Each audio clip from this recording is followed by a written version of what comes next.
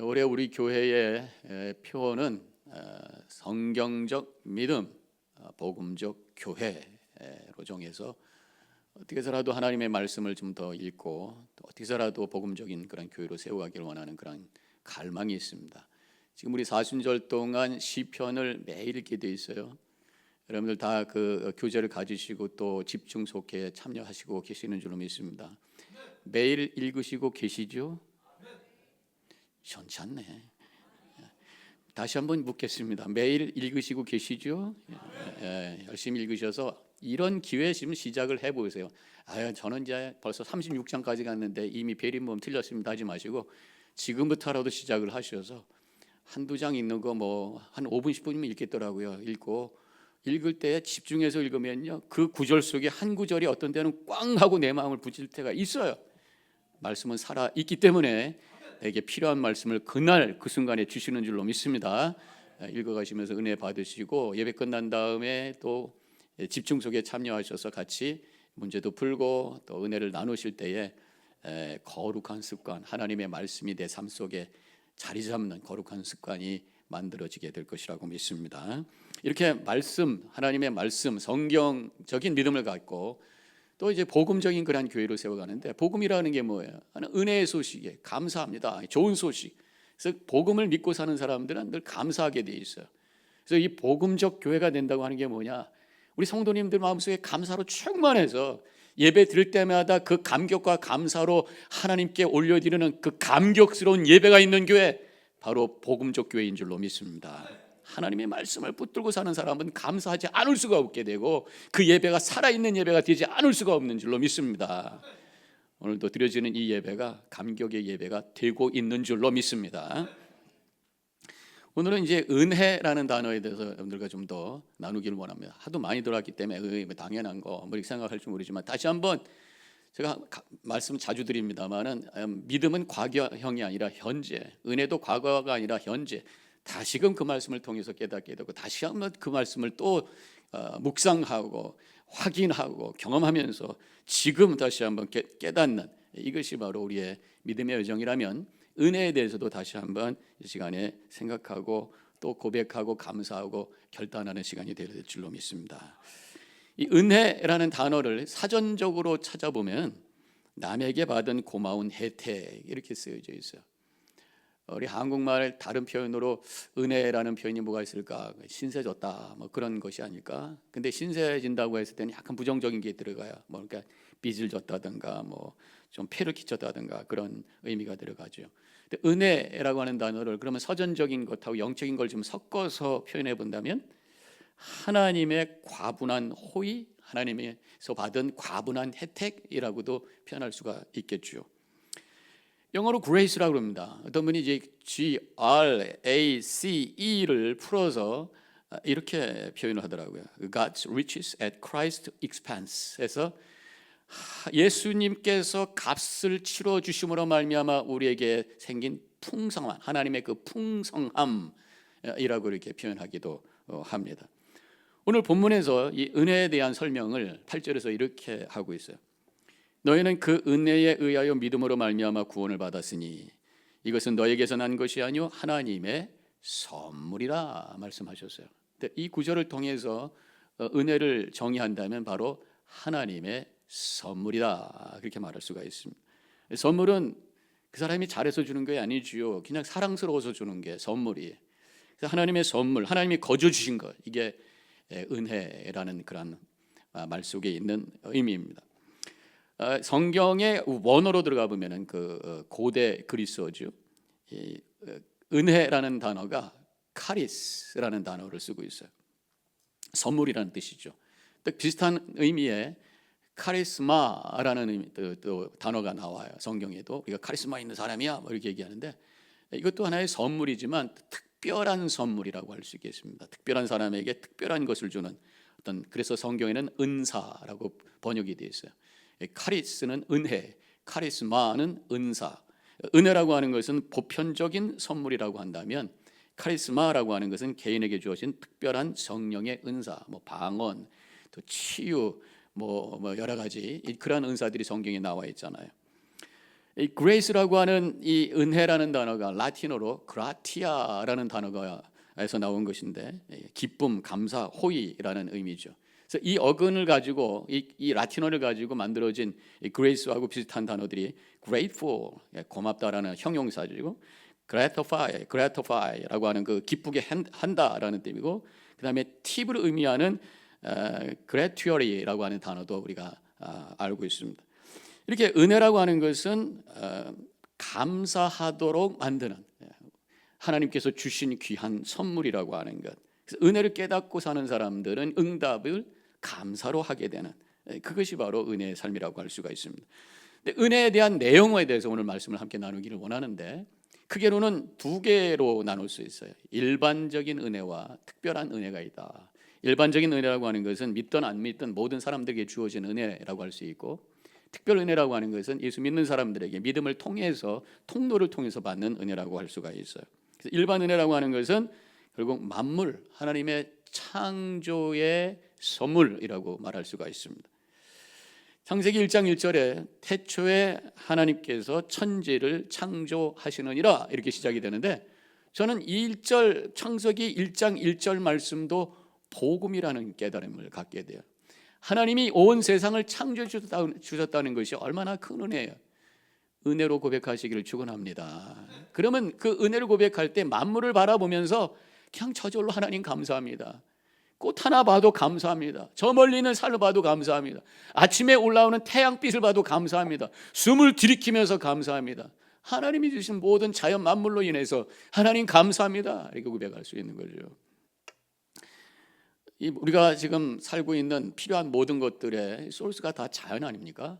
음식도 마찬가지고, 입는 옷도 그렇고, 여러분 아침에 타고 온 자동차도 메탈, 광석에서 나온 거고, 플라스틱, 석유에서 나온 거고, 또 석유로 만든 또 퓨얼을 가지고 왔겠고, 또 일렉트릭 차 같은 경우는 요새 리튬, 이것도 광석에서 나오는 거예요. 지금까지는 석유 전쟁을 했다고 그러지만 앞으로는 이제 리튬 전쟁을 할 것이다. 이 리튬은 주로 이 남미에 많이 있다고 그러네요. 어떤 이 모든 것들이 하나님의 은혜, 하나님께서 주신 것 가지고 우리는 살고 있다고 하는 것입니다. 모든 생명이 가장 필요한 것은 돈 주고 사지 않아요. 사실은 햇빛 돈 주고 삽니까? 숨 쉬는 거 누가 돈 주고 쉬세요? 물, 무슨 좀 오염돼 가지고 발을 우리가 사 먹지만 원래는 다 프리해. 그리고 우리가 밟고 있는 땅, 이 모든 것이 하나님께서 주신, 거저 주신 선물이란 말이죠. 이 하나님의 이 창조의 선물에는 신비가 있어. 시커먼 흙에서 봄이 되면 파릇파릇 싹이 나고, 이제 3월이 됐으니까 3월 말쯤 되면 나올까요? 노란 수소나가 나오고, 뭐 보라색깔 뭐가 나오고, 얼마나 아름다워요. 이 하나님께서 주신 창조의 선물이. 만물은 이렇게 우리에게 에너지가 되고 모든 삶의 리소스가 되고 또 우리의 생명의 공급처가 되는데, 이러한 자연에는 또 아름다움이 있습니다. 상상을 해봅시다. 아름다운 산이 있어요. 절벽이 있고 바위가 있고, 그 사이에 잘잘 흐르는 냇물가에 내가 앉아있다고 생각하면 마음이 시원하고 좋잖아요. 이 자연은 우리에게 이 아름다움을 준단 말이에요. 더 이것을 줌으로 들어가가지고 장미꽃 위에 맺혀 있는 아름다운 이슬방울, 그 뒤에 찬란한 아침 햇빛, 저 뒤에서 지지배배 맞나요? 지지배배지, 그죠? 그래서 저 새소리가 들리고 얼마나 아름다워요. 그때 우리가 찬양하게 되죠. 저 장미꽃 위에 이슬 아직 맺혀 있는 그때에 귀에 은근히 소리 들리니 주 음성 분명하다. 이 아름다움을 볼 때 하나님을 만나게 되고 주님의 음성을 듣게 되는 줄로 믿습니다. 자는 이렇게 우리에게 아름다움을 주면서 동시에 하나님의 자기 계시를 우리에게 허락해 주신다는 것입니다. 그래서 로마서 1장 20절에서 창세로부터 그의 보이지 아니하는 것들 곧 그의 영원하신 능력과 신성이 그가 만드신 만물에 분명히 보여 알려졌나니 그러므로 그들이 핑계하지 못할지니라 말씀하고 있어요. 소위 자연 계시라고 해서 이 자연을 통해서 하나님께서 당신이 어떤 분인지를 우리에게 보여주셨다는 것이죠. 생명이시고 조화이시고 아름다움이시고, 그래서 자연을 걸어갈 때 하나님의 임재가 체험되고 그 속에서 하나님을 찬양하는 바로 예배의 자리가 자연이다 말할 수도 있어요. 그런가 하면 자연은 하나님께서 우리에게 들려주시는 메시지가 있습니다. 잠언서 6장 6절에 게으른 자여 개미에게 가서 하는 것을 보고 지혜를 배우라. 또한 예수님께서도 비유로 말씀하실 때 자연을 가지고 많이 말씀하셨어요. 마태복음 6장에 보면 공중에 새를 보라. 창고에 쌓아놓지도 않는데 하나님께서 다 먹이시지 않냐. 들에 있는 백합화를 보라. 저들이 옷을 만들기 위해서 길쌈도 하는 것도 아닌데 하나님께서 다 이쁜 옷 입히지 않느냐. 하물며 너희일까 보냐 하면서 예수님께서 가르치신 그 내용을 보면 이 자유를 통해서 교훈을 해주신 것을 알 수가 있어요. 하나님께서 주신 이 창조의 은혜 속에 최고의 은혜가 뭐냐? 바로 여러분들 자신, 내 자신인 줄로 믿습니다. 나를 만들어 주셨다고 하는 것이 가장 큰 선물이. 오늘 본문의 10절도 우리는 그가 만드신 바라 예수 안에서 선하심을 위해 지으심을 받았나니, 하나님께서 우리를 만들어 주신 거예요. 하나님께서 우리를 만드실 때 적당히 만드신 것이 아니라, 기계로 그냥 찍어내신 것이 아니라, 시편 139편 14절과 15절에 보면은 은밀한 곳에서, 깊은 곳에서 만들어 주셨다고 그래요. 내가 주께 감사함은 나를 지으심이 심히 기묘하심이라. 주께서 하시는 일이 기이함을 내 영혼이 잘 아나니, 내가 은밀한 데서 지음을 받고 땅의 깊은 곳에서 기이하게 지음을 받은 때에, 말씀하셨어요. 저는 이 구절을 읽으면서 아주 소름이 끼칠 정도로 은혜를 받는 것이, 하나님께서 나를 만들기 위해서 아무도 없는데 들어가셔서 그 은밀한 곳에서, 그 깊은 곳에서 나를 위해서 심혈을 기울이시면서 온 마음을 다하시고 딴 거 생각하지 않으시며 나를 창조하시는 놀라운 은혜를 허락해 주신, 나는 그러한 귀한 존재다 라는 그러한 은혜를 깨닫게 되는 줄로 믿습니다. 우주에 하나밖에 없는 하나님의 걸작품이 여러분들 한 사람 한 사람인 줄로 믿으시기를 축원합니다. 이렇게 하나님께서 나를 귀하게 여기셨기 때문에 우리가 그것을 깨닫고 하나님을 향해 응답하며 예배할 때에 하나님은 우리의 모습을 보면서 너무너무 기뻐하신다는 것, 어쩔 줄 몰라 하신다는 것이, 그것이 바로 스바냐 3장 17절에 있는 말씀이죠. 너의 하나님 여호와가 너의 가운데 계시니 그는 구원을 베푸실 전능자시라. 그가 너로 말미암아 기쁨을 이기지 못하시며 너를 잠잠히 사랑하시며 너로 말미암아 즐거이 부르며 기뻐하시리라 하리라 말씀하셨어요. 오늘 이 시간에 주님께서 좌정하셔서 여러분들이 하나님을 하나님으로 고백하며 올려드리는 귀한 예배자의 모습을 보면서 기뻐하며 어쩔 줄 모르는 주님의 모습을 보시고 감사하시기를 축원합니다. 이것이 일반 은혜라고 우리가 고백할 수 있어요. 모든 사람들에게 주신 은혜예요. 또 한 가지는 특별 은혜가 있습니다. 바로 구원의 은혜, 예수 그리스도를 통해서 우리의 영혼을 살려주신 은혜가 있어요. 예수님을 통해서. 일반 은혜라고 하는 것은 하나님의 창조의 은혜라고 한다면, 이 특별 은혜는 예수님을 통해서 우리에게 주신 은혜라고 할 수 있습니다. 그 은혜는 선택으로부터 시작을 해요. 성경에서 은혜라는 단어를 찾아보면 제일 먼저 나오는 데가 창세기예요. 창세기 6장 8절에 그러나 노아는 여호와께 은혜를 입었더라, 이런 말씀이 나옵니다. 바로 노아의 이야기하기 바로 전에 사람들이 다 이 세상이 다 죄악으로 가득 찼어요. 하나님께서 한탄하시고 이제 홍수로 쓸어버리기로 결정하신 다음에 노아가 은혜를 입었다. 노아가 선택을 받았어요. 그리고 방주를 짓게 했고 그 가족이 구원을 받는 그런 은혜를 받게 되었다고 하는 것입니다. 선택으로부터 시작을 합니다. 그런가 하면 하나님께서 구원의 역사를 시작을 하시는데, 창세기 11장까지는 인간의 죄에 대한 얘기입니다. 12장부터는 하나님께서 구원의 역사를 시작하셔서 계시록까지 흘러가는데, 그 첫 출발이 바로 아브라함을 선택하신 것입니다. 그리고 갈대아 우르에서 부르셔서 가나안 땅에 오게 하시고, 그러면서 하나님의 구원의 역사를 시작하셨어요. 선택으로 구원의 역사가 시작이 된 것을 보게 됩니다. 오늘 말씀은 에베소서 2장인데 에베소서 1장에 가보면 4절에서 이렇게 말씀하고 있어요. 창세 전에 그리스도 안에서 우리를 택하심으로 말미암아 하나님의 구원의 역사가 시작이 되었다. 제가 지금 뭐 예정론을 가리키려고 하는 것이 아니에요.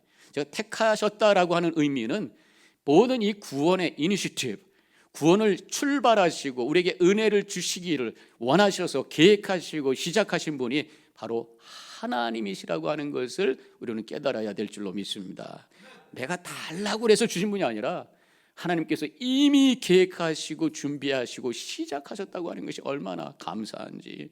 먼저 시작하시고 먼저 주시고 먼저 십자가에 달려 돌아가시고 우리가 죄인 되었을 때 먼저 우리에게 구원의 길을 열어주신 하나님, 그분이 바로 우리가 믿는 은혜의 하나님이신 줄로 믿습니다. 이제 이렇게 선택하시고 그 다음에 십자가에서 예수님을 죽게 하셔서 대속의 은혜를 허락해 주신 것이요. 대속이라고 하는 것은 우리의 죄값을 치러주셨다라고 하는 것입니다. 죄값은 사망이라고 하는 하나님의 공의의 법칙에 의해서 우리는 죽을 수밖에 없어요. 죽을 수가 없습니다. 의인은 없나니 하나도 없기 때문에. 그런데 하나님께서 우리를 불쌍히 여기셔서 우리에게 사랑으로 다가오셔서 그 죄값을 바로 예수 그리스도를 보내주셔서 십자가에서 죽게 하심으로 말미암아 우리가 죽어야 될 것을 대신 죽으시고 우리에게는 생명을 허락해 주심으로 구원을 허락해 주신 줄로 믿습니다. 구원은 죽음의 운명에서 생명으로 바뀌어졌다고 하는 것이 바로 구원이라는 의미예요. 그래서 오늘 본문에서 허물로 죽은 우리를 그리스도와 함께 살리셨고 너희가 은혜로 구원을 얻은 것이라. 은혜로 얻은 거예요. 내가 할 수 없는 것을 하나님께서 선물로 주셔서 예수 그리스도를 주시고 십자가의 은혜를 주셔서 그것을 믿음으로 고백할 때에 내 것이 되고 그래서 구원받는 것, 하나님의 은혜인 줄로 믿습니다. 근데 진정한 믿음은 이 복음의 진리를 그냥 교리적으로만 예수님께서 십자가 달려 돌아가심으로 내가 믿음으로 말미암아 구원을 얻었습니다, 이렇게 끝나는 것이 아니라 십자가를 바라보면서 예수님께서 십자가에서 고통을 느끼시는 장면 속에 내가 같이 들어가는 거예요. 그래서 예수님의 그 아픔이 하나님의 아픔으로 고백되고 그 아픔만큼 나를 향한 하나님의 은혜로 깨달아지면서 주님 앞에 꼬꾸러져서 주님 앞에 회개하는, 이것이 진정으로 예수 그리스도를 믿는 믿음의 고백이라고 하는 것입니다. 하나님을 바라보며 하나님의 고통을 느낄 때에 주님 앞에 머리 숙여 회개하지 않을 수 없게 되는 줄로 믿습니다. 하나님께로 더 가까이 갑니다. 고통 가운데 계신 주님, 변함없는 주님의 크신 사랑, 영원히 주님만을 섬기리. 십자가에서 달려 고통당하시는 하나님의 아픔을 우리가 느낄 때에 주님 감사합니다, 내가 주님만을 섬기겠습니다, 결단하며 살아가게 되는 줄로 믿습니다. 그것이 진정한 믿음이라고 하는 것입니다. 이렇게 구원의 은혜, 더 나아가서 이제 하나님께서는 우리를 붙드시고 우리를 인도하시며 우리를 변화시켜 주시고 우리를 성숙하게 하는 은혜를 허락해 주시요. 그것은 바로 성령님을 통해서 주시는 은혜라고 하는 것입니다. 변화될 수 있을까요? 아마 우리 스스로가 생각하면 참 힘들 거예요. 인간의 스스로의 힘으로는 변화되기 힘들어요. 그러나 그렇기 때문에 하나님께서 성령님 보혜사를 보내주셔서 우리 안에서 이끌어 주심으로 말미암아 우리를 변화할 수 있도록 은혜를 주시는 줄로 믿습니다.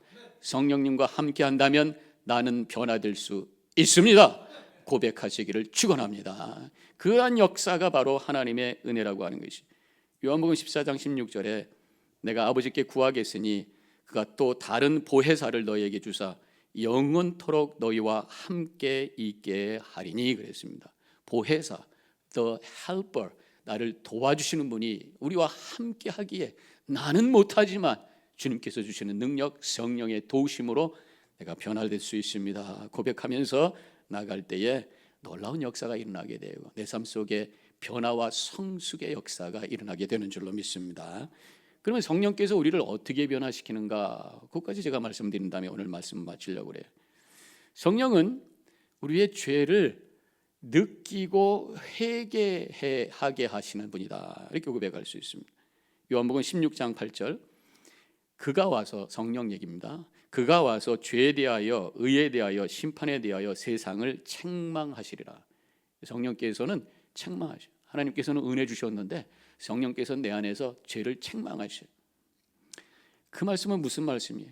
죄를 그냥 그렇습니다, 나는 죄인입니다 인정하는 것에서 끝나는 것이 아니라 죄가 아파서 그래서 하나님 앞에 꼬꾸라져서 통회하게끔 하시는 분이 바로 성령님이라는 것입니다.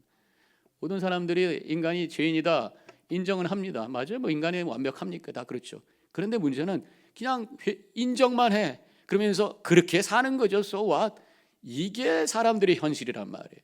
그러나 우리가 예수 믿고 예수 믿을 때 선물로 성령을 주셔서 성령께서 역사하셔서 내 안에 죄를 책망하실 때에 십자가 앞에서 내 죄를 탄식하며 주님 고백합니다. 통회하며 눈물로 고백하며 그때 거기서 그것을 자를 수 있고 결단하는 능력이 생기기 시작하고 변화의 역사가 내 삶 속에 일어나게 되는 줄로 믿습니다. 제가 언젠가 기독교 사이트에서 성도님들의 간증을 읽었던 적이 있었는데 많은 간증이 있어요. 그중에 한 분 말씀을 드리면 어떤 여자 집사님의 간증이 처음에 교회를 다니지 않았습니다. 아들 하나를 키우는데 열심히 키웠어요.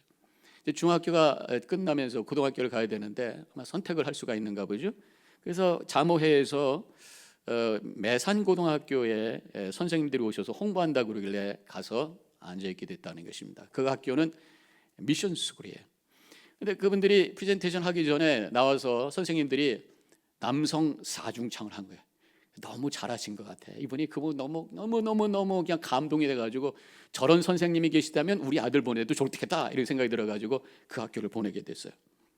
그런데 어느 날 이제 가게에 그 아들의 담임 선생님이 방문 온 겁니다. 신방 온 거죠. 그 크리스천 학교니까 다 크리스천이었겠죠. 그래서 아이 얘기를 주로 하다가 이 선생님이 교회를 안 다니는 걸 아시고 나서 성경 공부로 인바이트를 합니다. 그래서 선생님이 오라고 그러니까 담임 선생님하고 좀 잘 보여야 되고 또 교제하게 되면 우리 아들한테 잘해주겠지 이런 생각으로 이제 따라가게 됐어요.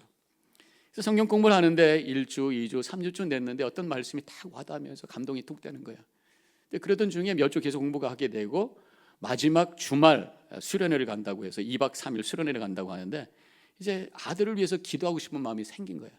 그래서 남편한테 내가 아들을 위해서 기도하러 갈 테니까 2박 3일 나갔다 올게. 괜찮지? 혼자 밥해 먹어. 갔다 와. 이제 가게 됐어요. 그래서 이제 밤에 기도하는데 아들을 위해서 막 우리 아들 잘 공부 잘하게 해주시고 하는데 갑자기 마음이 뭉클하면서 아들에 대한 기도는 다 사라져버리고 자신이 지금까지 살아오던 지었던 죄들이 파노라마처럼 쫙 펼쳐지면서 죄인이라는 것이 느껴지면서 눈물 콧물 흘리면서 다른 사람들에게 창피한 것도 다 모르고 그냥 통곡하면서 기도하기 시작해요. 그래서 기도하고 나왔더니 마음이 바람이 싹 부는 것처럼 얼굴을 감싸면서 마음의 평안함이 찾아오게 되었다는 거예요. 그러면서 마음속에 음성이 들리는 것 같은데 너는 사랑하는 내 딸이라 내가 너와 함께 있노라. 너무 감동이 되어가지고 이제 내가 교회 다니겠습니다. 그 순간에 결단하고 교회를 신앙생활 시작하면서 새벽 제단도 시작하면서 아주 열심히 신앙생활하는 그런 성도님이 되었다고 하는 그런 간증이에요. 사람이 책망하면 자존심 상합니다. 근데 성령이 책망하면 하나님 앞에 눈물로 회개하게 되고 그때 용서의 은혜를 체험하게 되고 세상이 줄 수 없는 하늘의 평강으로 충만하게 되는 줄로 믿습니다. 또 성령께서 하시는 일은 진리를 깨닫게 하셔요. 하나님의 말씀 속에서 와우 하는 체험을 하게 하십니다. 요한복음 16장 13절에서 진리의 성령이 오시면 그가 너희를 모든 진리 가운데로 인도하시리니 이렇게 말씀하고 있어요. 성경을 그냥 옛날 이야기 그냥 읽어야 되는 고전 읽다 보면은 잠이 와요. 그래서 어떤 분은 머리맡에 이렇게 놓고 잠이 안 올 때만 읽는데 수면제로. 그게 성경은 아니죠. 성령께서 함께 해주시기를 간절히 기도하고 성경을 읽을 때에 성령께서 역사하셔서 주님의 음성이 들리고 깨달아지게 되는 줄로 믿습니다. 여러분들 매일 지금 성경을 읽잖아요. 허겁지겁 앉아가지고 막 읽지 마시고 잠깐이라도 머무르셔서 성령님 이미 내 안에 계신 줄로 믿습니다. 깨닫게 하여 주시옵소서. 이 기도하고 성경을 천천히 묵상하는 마음으로 집중하면서 읽을 때에 어느 순간 주님의 말씀이 들려지고 깨달아지고 나를 향한 하나님의 말씀으로 고백되게 되는 줄로 믿습니다. 어떤 분이 또 간증을 하는데 그분은 교사하셨어요. 자기가 친한 친구가 있었는데 자살을 했어요. 거기에 충격을 받았습니다. 그러면서 죽음이라고 하는 게 뭔지, 산다는 게 뭔지 갑자기 두려워지고 인생이 허무해지고 막 무너집니다. 그때 그 동료 중에서 크리스찬 선생님이 계셨던 것 같아요. 그분이 이제 그 모습을 보면서 나하고 함께 교회 가자, 기도 한번 해보자. 그래서 교회를 갔는데 그날 목사님께서 복음에 대한 말씀을 하신 것이, 예수 그리스도께서 죽으심으로 믿음으로 말미암아 이제 죽음을 뛰어넘는 영생을 주셨고 하나님 나라의 비전을 우리에게 허락해 주셨습니다. 그 말씀이 쏙쏙쏙 들어오면서 깨달아지게 되면서 이 복음이 느껴지기 시작하면서, 그러면서 마음의 위로가 되고 삶의 의미가 발견되고 두려움이 없어지기 시작했고, 그러면서 신앙생활을 하면서 감사와 찬양의 삶을 살게 되었다고 하는 그런 간증이 있어요. 진리를 깨닫게 해주시는 분이 바로 성령님이신 줄로 믿습니다. 그것이 바로 은혜라고 하는 것입니다. 그런가 하면 성령님은 하나님의 사랑을 감동으로 느끼게 해주시는 분이에요. 로마서 5장 5절, 우리에게 주신 성령으로 말미암아 하나님의 사랑이 우리 마음에 부은 바 됨이니, 이렇게 말씀하고 있습니다. 하나님은 사랑이십니다. 맞습니다. 여기서 끝나는 것이 아니라 그 사랑이 정말 느껴지는, 하나님께서 누구보다도 나를 잘 아시고 하나님께서 누구보다도 나를 사랑해 주시고 나를 이해하신다고 하는 것이 느껴질 때 와지는 그 감동과 감격, 이루 말 수가 없죠. 시편 139편 1절에서 여호와여 주께서 나를 살펴보셨으므로 나를 아시나이다. 그런 하나님께서 나를 아신다, 하나님이 나를 사랑해 주신다고 하는 것은 성령님께서 역사하실 때 깨달아지는 그 은혜라고 하는 것입니다. 어떤 여자 성도님이 계셔요. 애가 둘인데 둘째 애가 좀 뭔가 문제가 있어요. 그래서 늘 그 심 속에 있었습니다. 그런데 이제 우연한 기회에 피아노 선생님이 이제 큰 애를 가르치러 오셨는데 아이들 얘기하다가 둘째 얘기, 힘든 얘기를 하게 되었어요. 뭐 정작 자기네 집 계속 그것이 걔도 힘든 거니까 뭐 눈물 나올 정도는 아닌데, 듣던 선생님이 막 울고 그러는 거예요. 아니, 이 선생님 왜 울어? 그러다가 정말 나를 이해해주고 내 마음을 알아주는구나, 이런 마음이 들으면서 마음이 열리게 되었어요. 감사하는 마음을 갖게 되었어요. 그러면서 계속해서 이런저런 얘기하는데, 하루는 피아노 레슨이 끝나고 나서 그 선생님이 나하고 교회 한번 가시겠습니까? 그렇게 초대를 하더라는 거예요. 그분이 너무 나를 이해해 준다는 생각 때문에 감사하는 마음으로 교회를 따라가게 되었습니다. 근데 예배를 드리는데 찬양팀이 찬양을 하는데, 사랑한다 아들아 내가 너를 잘 아노라, 사랑한다 내 딸아 내게 축복 더하노라. 이 찬양이 들려지는데 노래는 모르지만 그 가사가 마음을 꽉 부딪히면서 너무너무 큰 감동이 되는 거예요. 나를 위로해 주시고 나를 사랑해 주시는 분이 바로 우리 하나님이시라고 하는 것을 깨닫게 되면서 마음을 강렬하게 흔들게 되고 눈물이 나오게 되고, 그래서 눈물로 그 찬양을 따라하면서 감동하게 되면서 결단하고 열심히 신앙생활을 하게 되었다고 하는 그런 믿음의 고백을 하고 있습니다. 하나님의 사랑을 깨닫게 되는 것도 은혜인 줄로 믿습니다. 거룩한 삶의 꿈을 갖고 살아갈 수 있도록 성령께서 역사하셔요. 마지막 간증이, 어떤 남자 성도님이 사춘기 때 친구 잘못 만나가지고 격교로 나갔어요. 그래서 폭력 집단에 갱단에 들어가가지고 결국은 나중에 성인이 돼서도 그런 일을 하게 되고, 고리 대금업자들을 해결사로 이게 형님 이런 그 그룹에 들어간 거죠. 자기도 이제 고리 대금업을 하다가 문제가 생겨가지고 도망 다니게 되고, 도망 다니다 보니까 제대로 자기 케어를 못 하다 보니까 여기저기 문제가 생기기 시작했대요. 한쪽 눈이 잘 안 보이고 쓸개 종양이 생겨서 수술을 하게 되고, 좌측 얼굴과 발에 마비 현상이 되고 몸이 엉망이 된 겁니다. 그때 그 상황 속에서 동생이 크리스천이었던 것 같아요. 동생이 권고를 해서 교회를 다니기 시작합니다. 그러면서 하나님의 용서가 느껴지기 시작하고 복음이 깨달아지기 시작하고, 그러면서 하나님 내가 변할 수 있을까요? 라는 그 질문이 이제 나도 변할 수 있는 줄로 믿습니다. 자신의 변화에 대한 소망이 생기고 꿈이 생기고, 그러면서 지금까지는 내가 한바탕 돈 많이 벌어서 신나게 먹고 쓰다 가리라 하고 생각했던 그 삶의 목적이 변화되면서 이 생각은 다 사라지고, 이제 앞으로 하던 일 다 그만두고 아내랑 시골로 내려가서 아담하고 예쁜 교회 짓고 그 교회 섬기다가 천국에 가야지 하는 꿈으로 마음이 바뀌게 되었다고 하는 그러한 고백이었어요. 거룩한 꿈이 생기는, 이것도 성령께서 주시는 은혜인 줄로 믿습니다. 이렇게 하나님께서는 우리에게 많은 것으로 주셔요.